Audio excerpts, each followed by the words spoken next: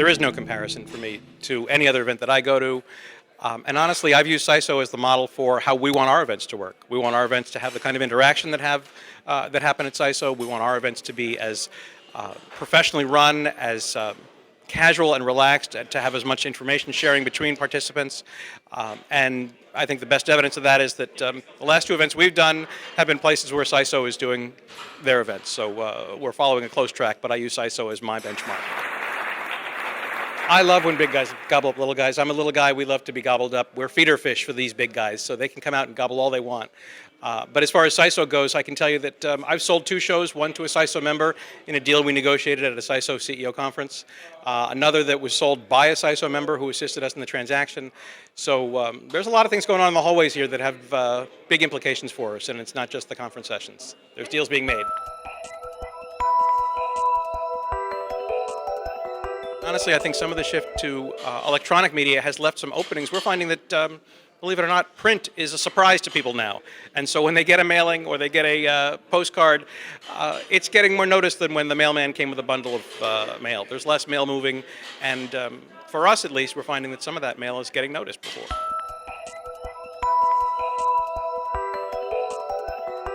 One of the SISO members actually helped us to set up a licensing deal for one of our brands in China. But frankly, we haven't conquered the U.S. yet, so we're going to keep our eyes on finishing everything we can get out of the U.S. and North America, and then we'll see if there's some other continents we need to conquer too.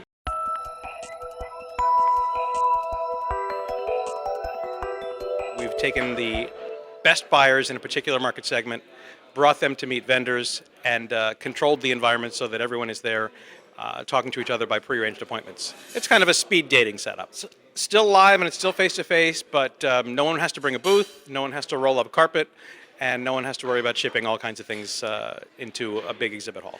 I think we're going to continue to see some fractionalization. I think the big, ginormous horizontal show is not going to be around in many spaces. So shows are going to continue to balkanize and go after subsets and micro markets and find smaller audiences that are of more value to the people that are there.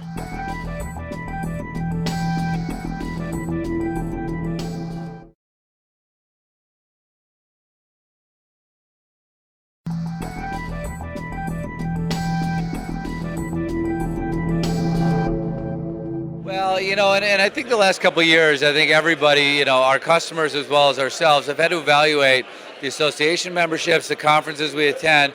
This is the one that I have not given up. I feel that it's that critically important. It's a peer-to-peer event where you're meeting with the people that are running businesses, large and small. This is where the ideas come from. There's such just a tremendous open sharing of ideas and knowledge of what's working, what's not working, for you to be able to, hone your business skills. It's very different than some of the other events that include associations, for-profit producers in the same community. There are a number of association executives that we invite every year, but this is really the meat and potatoes of the entrepreneurship that drives the face-to-face meeting industry.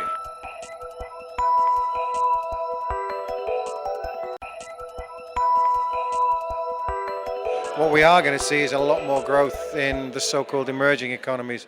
Growth in South America at the moment is phenomenal. Growth in China, growth in India. All of those markets are going to come on, and even markets like Indonesia, Philippines, Turkey, Mexico, all the usual candidates. We just launched a show in Nigeria 3-4 weeks ago in Lagos. It is untapped. The market in Nigeria is huge. There's 190 million people there and a huge energy-driven economy.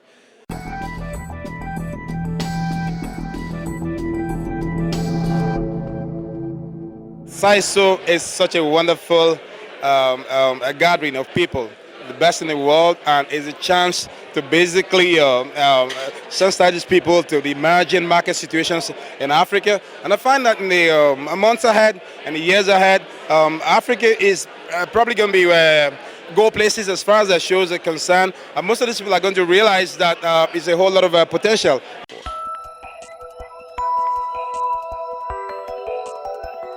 One of the SISO members actually helped us to set up a licensing deal for one of our brands in China.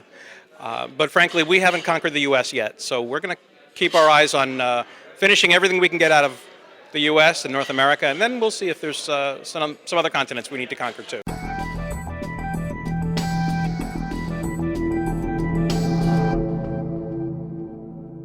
biggest difference is the candor that you get, and of course the level of executive.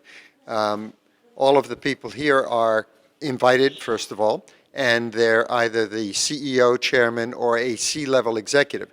And by having all C-level executives, we have the decision makers of the people who basically are the leaders of the industry.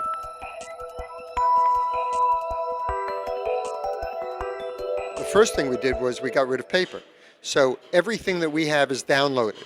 Everybody can see what's happening at the CEO Summit 3 months before it actually happens. We will have presentations on our website after the summit, so that if somebody wants to look at what happened while they were here, or if somebody missed the conference and they want to see some of it, it's going to be downloaded on our web. So that's a use of technology.